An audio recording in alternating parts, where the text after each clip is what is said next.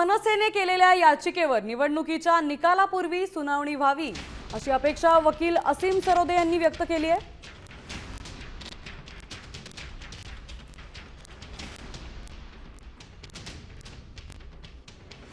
महापालिका निवडणुकीपूर्वीच राज्यातील अनेक महानगरपालिकेतले उमेदवार जे आहेत ते बिनविरोध निवडून येत आहेत। आता याच संदर्भात एक याचिका थेट मुंबई उच्च न्यायालयात दाखल केली आहे। ही याचिका दाखल केली आहे ऍडव्होकेट असीम सरोदे यांनी।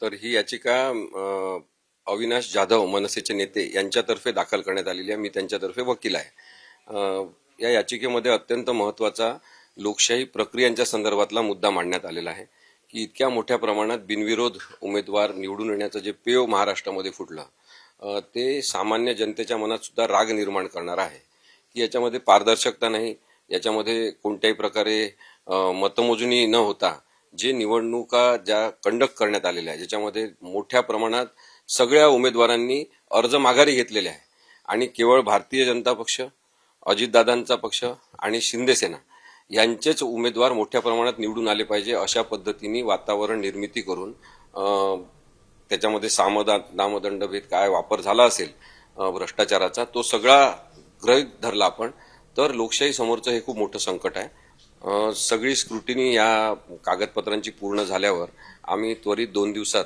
अशी मागणी करणार आहोत की या याचिकेवरची सुनावणी लवकरात लवकर झाली पाहिजे। कॅमेरामन सुमित भोसलेसह अक्षय बडवे, साम टीव्ही न्यूज।